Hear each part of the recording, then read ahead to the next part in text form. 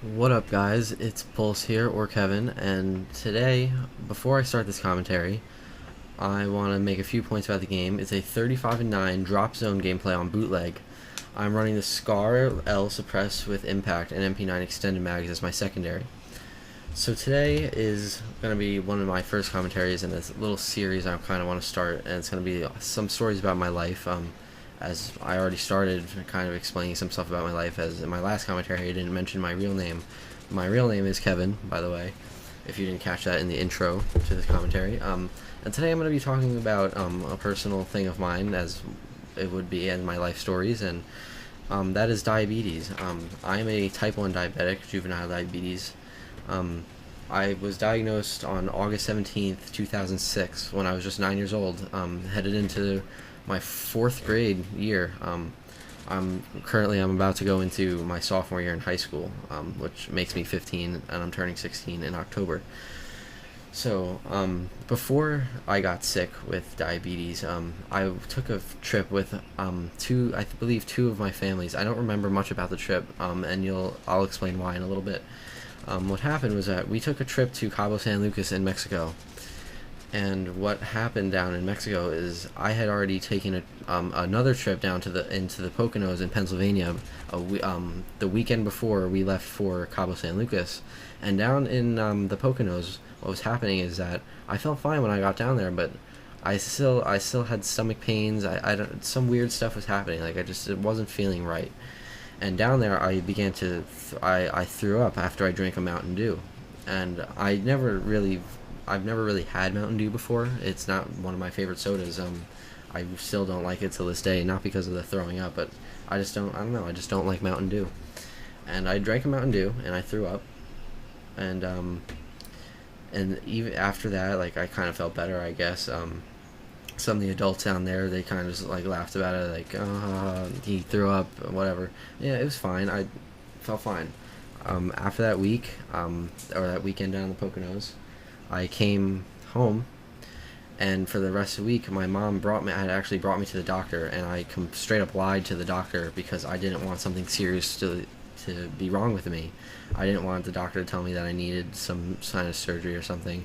And take in this into mind that I was 9 years old, only 9 years old. So at 15, obviously I would tell the doctor now when there was something wrong with me, when I was feeling that sick. But I didn't at the time. I told him I had a stomach ache. It was on and off. I was fine. There was nothing wrong with me.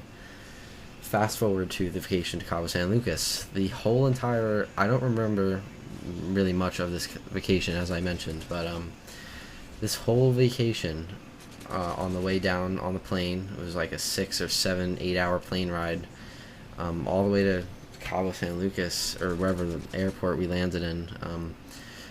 The whole entire airplane ride, I was thirsty. I was incredibly thirsty. I was begging the flight attendants for water. All I wanted was water, water, water.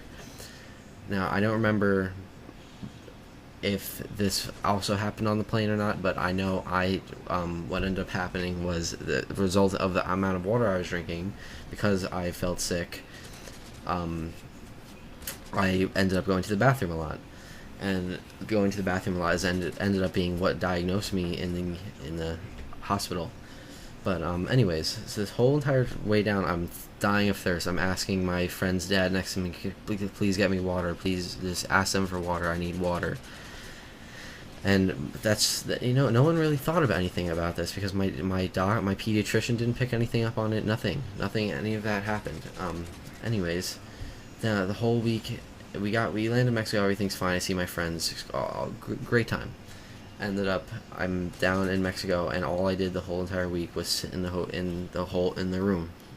room. That's all I wanted to do. I wanted to sleep all day, and that's what I did. I didn't want to eat anything, nothing like that. And what ended up happening was,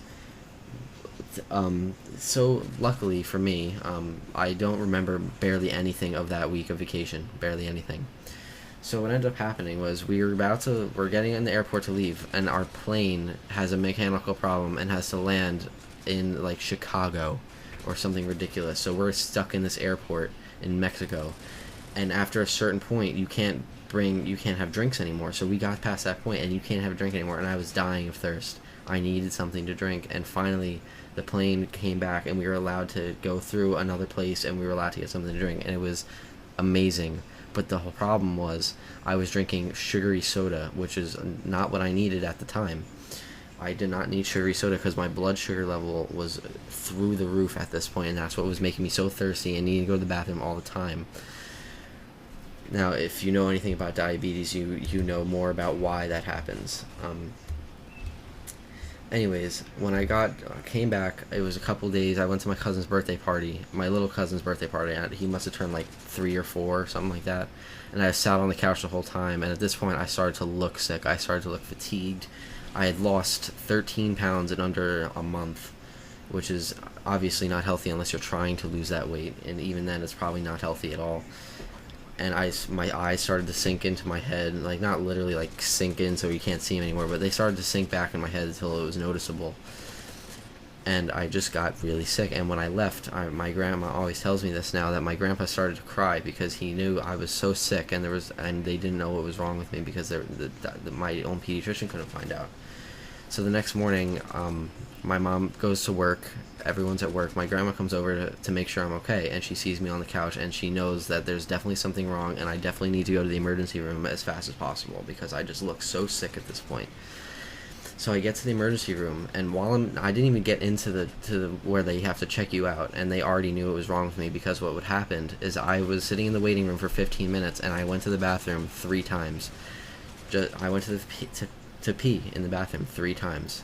And they brought me into the room, and the first thing they said was, they checked my blood sugar. It was 427. I remember the number to this day. And they said, you have type 1 diabetes, juvenile diabetes, and I didn't know what that meant. But I'm getting used to it now, and that's how I came to have diabetes. I'm hoping there will be more life stories like this. This is a fun one to talk about since it's so personal to me. Leave a comment what you guys think about, guys. Thanks.